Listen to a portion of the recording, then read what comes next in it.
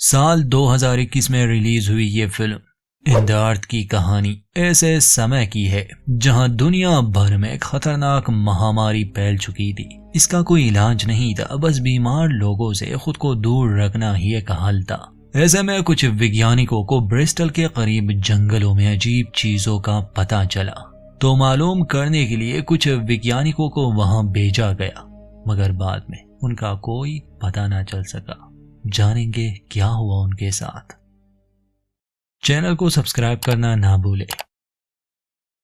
Film की शुरुआत एक ऐसे सीन से होती है जहां जंगल में कोई पत्थरों को तोड़ रहा था और फिर उन पत्थरों के छोटे छोटे टुकड़े वो जंगल के अलग अलग जगहों में दफना देता है।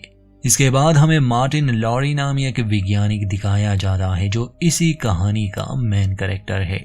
वो इन जंगलों में आया था। जंगल की सीमा पर ही एक चौकी थी। ये क्वारंटीन जोन था क्योंकि बाकी दुनिया खासकर शहर अब सुरक्षित नहीं थे और ऐसे वीरान जगहों पर हर किसी का आना मना था। मार्टिन एक खास काम से यहाँ आया था। जो वैज्ञानिक खोज के लिए भेजे गए थे उनसे कोई खबर नहीं मिली और सरकार को यहाँ के उपजाऊ जमीन पर रिसर्च करनी थी क्योंकि ये कुछ ज्यादा ही उपजाऊ थी और जैसे कि अब पानी की कमी आ चुकी है तो उन्हें ऐसा कोई तरीका चाहिए जिससे सरकार बाकी बचे इंसानों के खाने की कमी को पूरा कर सके।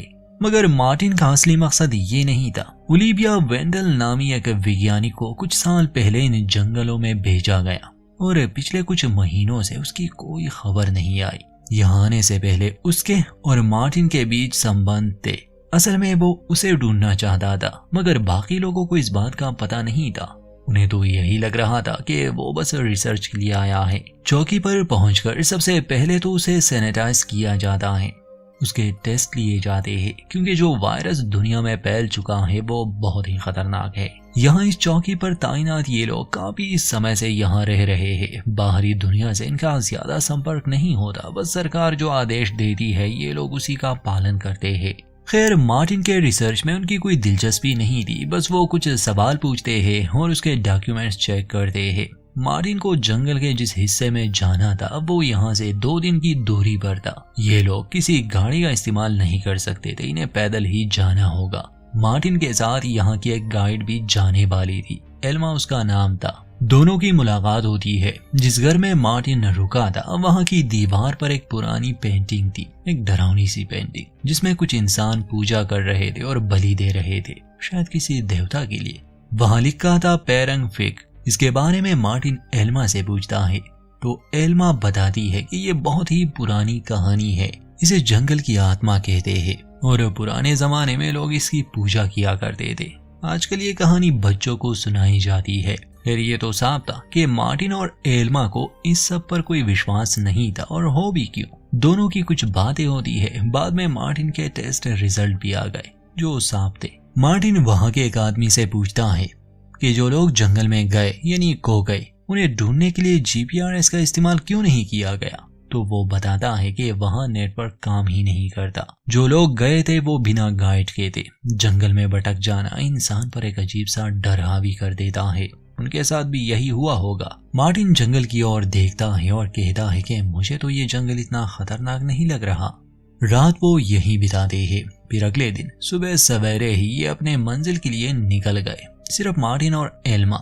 मार्टिन ज्यादा बाहर नहीं निकला था, तो जंगल में इतना लंबा सफर ये उसके लिए पहली बार था। चलते चलते वो एल्मा को बताता है कि डॉक्टर ओलिविया को वो अच्छे से जानता था क्योंकि यहाँ आने से पहले दोनों ने एक साथ काम किया था। एल्मा का कहना था कि पहले उन्हें ओलिविया से लेटर्स मिलते थे, मगर 6 महीनों से उसकी कोई खबर नहीं आई। रात होने से पहले ये कैंप लगाते हैं, खाना खाते हैं। जंगलों में जानवरों की अजीब आवाजों से मार्टिन को नींद नहीं आती। सुबह होने पर ये अपने सफर को जारी रखते हैं।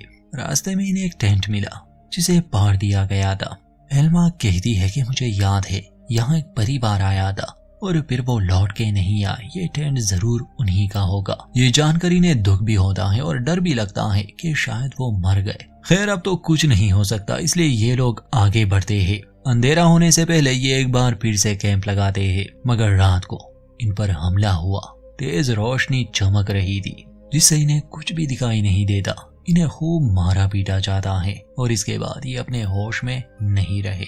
अगले दिन जब इन्हें होश आया तो इनके कैंप को तबाह कर दिया गया था। बहुत सा सामान गायब था, यहाँ तक कि इनके जूते भी। इसमें कोई शक नहीं कि असल में ये काम किसी इंसान का ही हो सकता है। सिर्फ इन्हें लूट लिया गया था, बाकी ये ठीक थे।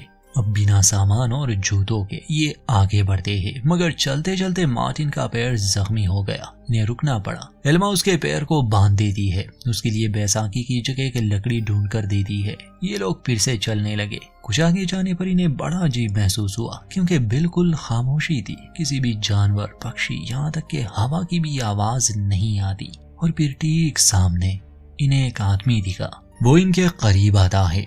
डर भी लग रहा था इन्हें, क्योंकि अब किसी पर भरोसा नहीं किया जा सकता। यह आदमी अपना नाम जैक बताता है और ये भी कहता है कि मैंने तुम लोगों को आज सुबह देखा, मगर मुझे पता था कि तुम डर जाओगे, इसलिए मैं सामने नहीं आया। मगर फिर जब मैंने तुम्हें लंगड़ाते हुए देखा तो मैं खुद को रोक नहीं पाया। मेरे पास कैंप में कुछ जूते हैं, अगर चाहो तो मैं मदद कर सकता हूँ।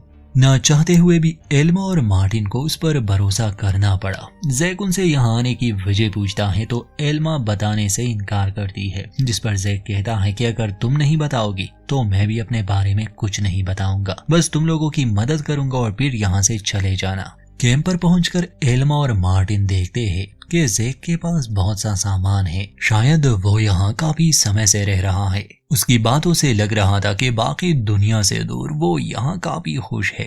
कैंप में आने के बाद जैक मार्टिन के पैर का जख्म देखता है, जिस पर वो कहता है कि ये जख्म काफी गहरा है, इस पर टांके लगाने होंगे। तो वो जल्दी से सुई धागा लिए मार्टिन के पैर पर टांके लगा देता है। फिर उन्हें जूते देता है, यहाँ तक कि खाना और पानी भी। और अंत में वो उन्हें अपनी तरफ से एक शरबत पिलाता है जो बहुत मीठा था। मगर जल्द ही मार्टिन और एल्मा को समझ आया कि इसमें नशा है और जैक तो बस अच्छा होने का नाटक कर रहा था। जैसे ही दोनों बेहोश हुए, जैक दोनों के कपड़े उतार देता है, उन्हें अपने बनाए कपड़े पहना देता है और उनकी कुछ ऐसी तस्वीरें लेता है जैसे वो लोग मर गए हो और यहाँ किसी तरह का शैतानी रस्म चल रहा हो। जब दोनों को होश आया तो जैक ने उन्हें कुर्सी से बांध दिया था। वो जैक से विनती करते हैं कि वो उन्हें जाने दे, मगर जैक जो काफी अजीब और खतरनाक इंसान था, वो कहता है कि इतनी आसानी से मैं नहीं जाने दे सकता, ये मुमकिन ही नहीं। जो तस्वीरें उसने ली थी वो उन्हें दिखाता है, जिससे एल्मा और मार्टिन और घबरा जाते हैं। अगले दिन वो उन्हें बाहर ही बांधे रखता है और उनके सामने अजीब अजीब सी बातें करता है। वो किसी अदृश्य शक्ति के बारे में बता रहा था जो इस जंगल में रहती है और जैक ये दावा कर रहा था कि मैं उससे बात कर सकता हूँ। तुम्हारा यहाँ आना कोई इत्तेफाक नहीं है और बाहर की दुनिया सुकड़ रही है। एल्मा और मार्टिन को कुछ भी समझ नहीं आता। अगली रात जैक आकर मार्टिन को बताता है कि तुम्हारे पैर का इन्फेक्शन बढ़ गया है और मुझे तुम्हारी कुछ उंगलियां काटनी पड़ेगी। ये सुनकर एल्मा और मार्टिन दोनों से मना करते हैं, क्योंकि जैक ये अपनी कुल्हाड़ी से करने वाला था। वो कोई डॉक्टर नहीं था, मगर वो नहीं मानता और तुरंत ही मार्टिन की 2 उंगलियां काट देता है। मार्टिन बेचारा दर्द से तड़पने लगा, यहाँ तक कि वो बेहोश हो गया। उंगलियां काटने से पहले जब मार्टिन और एल्मा कुर्सी से बंधे हुए थे तो मार्टिन को वहां एक ब्लेड दिखा, जिसके बारे में उसने एल्मा को बता दिया था कि उसकी मदद से वो अपनी रस्सियां काटकर खुद को आजाद कर सकते हैं। मगर फिर जैक आ गया। कुछ घंटे बाद जैक मार्टिन को बाहर ले जाता है, क्योंकि इस बार वो उसकी बलि देने वाला था। वो उसे वो अजीब से कपड़े पहना देता है, आसपास कुछ चीजें रख देता है। एल्मा टेंट में ही थी। किसी तरह वो उस ब्लेड को हासिल कर लेती है, खुद को आजाद कर देती है। जैक को शक हुआ तो जब वो अंदर आया तो एल्मा उस पर हमला कर देती है। जैक घायल हो गया। एल्मा को मौका मिल जाता है, इसलिए वो तुरंत ही मार्टिन की तरफ भागती है, उसे छुड़ाती है। इन लोगों ने पहले ही प्लान बना लिया था कि ये अलग अलग दिशा में भागेंगे। ये ऐसा ही करते हैं। जैक जख्मी हालत में उठता है और एल्मा को पकड़ने की कोशिश करता है। इस बीच मार्टिन को भी यहाँ से दूर भागने का मौका मिला। जैक एल्मा को तीर से निशाना बना रहा था। उसकी जान बचाने के लिए मार्टिन जैक को आवाज देता है कि मैं यहाँ हूँ। पागल जैक एल्मा को छोड़कर उसके पीछे चला गया। अब मार्टिन उससे जंगल में छुपने की कोशिश कर रहा था और जैक हाथ में कुल्हाड़ी लिए उसे मारने की। मार्टिन को वहाँ कुछ लाइट्स नजर आई और माइक भी, तो वो माइक में मदद के लिए आवाज लगाता है। खैर उसे कुछ दृश्य भी दिखाई दिए, मगर खुशकिस्मती से वो जैक के हाथ नहीं आया। उसे एक सूट पहने औरत ने बचा लिया। ये औरत और कोई नहीं बल्कि ओलिविया थी, जिसकी तलाश में मार्टिन यहाँ आया था। ओलिविया जल्दी से मार्टिन को अपने कैंप ले जाती है, मगर उसे एल्मा की चिंता थी, इसलिए वो उसे ढूंढने बाहर आया और खुशकिस्मती से वो उसे मिल जाती है। ओलिविया उनकी मदद करती है और ये जानकर उसे बहुत बुरा लगा कि ये सब जैक ने किया। मार्टिन बताता है कि भागते समय मैंने कुछ लाशें भी देखी, वो एक कातिल है। मार्टिन ओलिविया से वजह पूछता है कि उसने किसी से संपर्क क्यों नहीं किया, तो ओलिविया बताती है कि अब हालात बदल गए, मैं यहाँ इतनी व्यस्त रही कि कोई संदेश भेज ही नहीं पाई। मुझे यहाँ कुछ मिला है, कुछ ऐसा जो सब कुछ बदल देगा, और पिछले कई महीनों से मैं बस उसी पर काम कर रही हूँ। मार्टिन का जख्म देखकर वो कहती है कि इसे दागना होगा। बदकिस्मत मार्टिन को एक बार फिर से दर्द सहना पड़ा। बाद में पता चलता है कि असल में जैक ओलिविया का पति था। अब वो यहाँ नहीं आता तो शायद ये लोग यहाँ सुरक्षित है। ओलिविया इस कहानी को थोड़ा और भी अच्छे से समझा देती है। वो कहती है कि मुझे यहाँ एक पत्थर मिला है, एक अजीब सा पत्थर। जंगल में हर जगह मैंने सेंसर लगाए हैं और काफी जगहों पर माइक्स भी। मुझे लगता है कि ये पेड़ बातें करते हैं। मुझे नहीं पता ये क्या है, मगर उस पत्थर में ऐसी कोई शक्ति है जो हमसे बात करना चाहती है। मैं काफी महीनों से इन आवाजों को रिकॉर्ड कर रही हूँ। ये एक अलग पैटर्न में होती है। मैंने एक भाषा भी तैयार कर ली है। वो कुछ आवाजें मार्टिन को भी सुनाती है, क्योंकि वो खुद एक वैज्ञानिक था तो समझ सकता था कि आवाजें अलग है। ये शक्ति है या क्या ये तो नहीं पता, मगर जैक और ओलिविया पूरी तरह से इसकी तरफ आकर्षित हो गए थे। ओलिविया का कहना था कि जैक भी मेरे साथ यहाँ था, हम दोनों ने ये प्रयोग शुरू किए, मगर जब हमें उस पत्थर का पता चला, आसपास हमें कुछ चिन्ह मिले, यहाँ तक कि एक प्राचीन किताब भी, और अनुवाद करने के बाद हम जान गए कि ये साइंस से परे है। इसलिए जैक ने मेरा साथ छोड़ दिया। वो जादू जैसी बातों को मानने लगा और अब वो उस शक्ति की पूजा करता है, उसे खुश करने में लगा रहता है।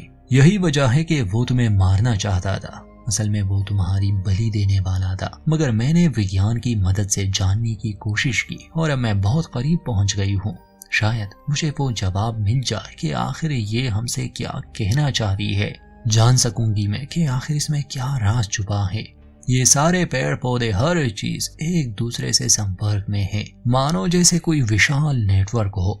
ये सब सुनने के बाद एल्मा मार्टिन से अकेले में बात करती है, समझाती है कि देखो मुझे इस औरत पर भरोसा नहीं, ये भी जैक की तरह अजीब बातें कर रही है, शायद दोनों मिले हुए हो। हमें यहाँ से निकलना होगा और इसे भी साथ ले जाना होगा। मार्टिन एल्मा की बात मान लेता है और ओलिविया को मनाने की कोशिश करता है, मगर ओलिविया यहाँ से जाने वाली नहीं थी और वो एक अजीब बात बताती है।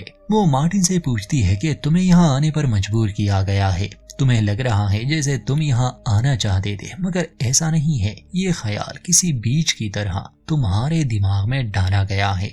यहाँ आने से पहले तुम्हारे कान बजे थे। तो मार्टिन जवाब देता है कि हाँ। ओलिविया कहती है कि मेरे और जैक के साथ भी ऐसा ही हुआ था। असल में उसका इशारा उसी शक्ति की तरफ है जो इस जंगल में है। इन्हें यहाँ लाने के पीछे राज क्या है ये अभी तक पता नहीं चलता। खैर मार्टिन फिर भी उसकी बात नहीं मानता। वो और एल्मा यहाँ से जाने का फैसला करते हैं, मगर इससे पहले कि दोनों यहाँ से निकल पाते, जंगल के जमीन से एक धुआं निकलता है, एक तरह की गैस जो इस कैंप के चारों ओर थी, और इसमें सांस लेना इंसान पर काफी बुरा असर करता। ओलिविया सलाह देती है कि वो अभी ना जाए, इंतजार करे, मगर बाद में दोनों ओलिविया से उसका सूट मांगते हैं। एल्मा पहले जाने वाली थी, इसलिए मार्टिन उसकी कमर पर एक रस्सी बांध देता है। अगर वो बेहोश हुई तो उसे वो वापस खींच लेगा, और ऐसा ही होता है।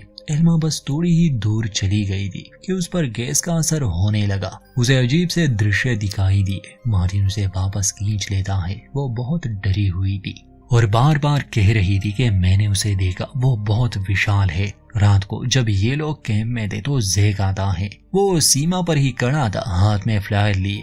मार्टिन और एल्मा उसे देखकर घबरा जाते हैं कि ये पागल सनकी फिर से उन्हें मारने की कोशिश करेगा। ओलिविया उससे बात करने गई। वापस आने पर वो बताती है कि वो बस शक्ति से बात करना चाहता है और ये सिर्फ मार्टिन की वजह से ही मुमकिन है। तो ओलिविया उसके लिए एक गाढ़ा तैयार करती है जो मार्टिन को पीना होगा। ये लोग समझ गए थे कि जैक और ओलिविया मिले हुए हैं, और मार्टिन आसानी से उसकी बात इसलिए मान गया क्योंकि वो एल्मा को मरने नहीं दे सकता था। उसने मार्टिन की जान बचाई। तो दोनों एक पेड़ के नीचे बैठ जाते हैं। मार्टिन उस गाढ़े को पी लेता है ओलिविया का मानना था कि चूंकि इस शक्ति ने मार्टिन को यहाँ बुलाया है तो वो इसी से बात करना चाहती है। तभी एक तेज आवाज से दोनों सर पकड़कर बैठ गए। एल्मा ओलिविया के पास जाती है ताकि उसे बता सके, मगर ये देखकर वो समझ गई कि ये जैक से भी बड़ी पागल है। उसके वर्कशॉप में अनगिनत लोगों की तस्वीरें थी। ये वही लोग थे जिसे उसने मारा। तो एल्मा उससे लड़ने लगी, उसे जख्मी करके बाहर आती है। जैक मार्टिन को मारने वाला था मगर एल्मा पहुंच गई। पहले तो वो जैक की आंख फोड़ देती है और बाद में उसका किस्सा ही खत्म कर देती है। कुछ ही देर में वो जहरीली गैस पूरे जंगल में फैल गई और एल्मा उसमें बुरी तरह फंस चुकी थी। काफी समय तक उसे अजीब और गरीब चीजें दिखाई दे रही थी और अगली सुबह जब वो उठती है तो वो पूरी तरह से बदल गई थी। ठीक सामने ही ओलिविया खड़ी थी। शुक्रिया कहकर वो वहीं मर जाती है, मानो जैसे उससे कोई साया उतर गया हो। और अब उस शक्ति ने एल्मा को अपना शिकार बना लिया था। वो मार्टिन के पास आकर अजीब से लहजे में कहती है कि चलो तुम्हें इस जंगल से बाहर ले जाओ, और यहीं पर इस कहानी का अंत होता है। दोस्तों, आजकल ज्यादातर फिल्में सीधी सादी नहीं बनाई जाती। ऑडियंस का अटेंशन पाने के लिए कहानी को कुछ ऐसे अंदाज में दिखाया जाता है ताकि दर्शक सोचने पर मजबूर हो जाए। तो ये भी कुछ ऐसा ही था। खैर, अब दुनिया में पहली महामारी शायद इस शक्ति की वजह से थी। जैसे कि उस पुरानी कहानी में से जंगल की आत्मा कहा गया है, तो ये शक्ति नेचर की तरफ इशारा करती है जो कि अब जाग गई है और इंसानों को सबक सिखा रही है, क्योंकि इंसान प्रकृति को नुकसान पहुंचाते हैं, इसमें तो कोई शक नहीं। और इन लोगों को जंगल में लाने के पीछे यही एक मकसद हो सकता है कि इंसान की एक नई नस्ल उभर कर सामने आए जो कि प्रकृति से प्यार करे, उसका ख्याल रखे। और शायद इसीलिए प्रकृति को किसी सही इंसान की तलाश थी जो अब एल्मा या फिर मार्टिन हो सकते हैं। उम्मीद करते हैं हमारी वीडियो आपको पसंद आई होगी। चैनल को सब्सक्राइब करना ना भूले और अपनी राय जरूर दें।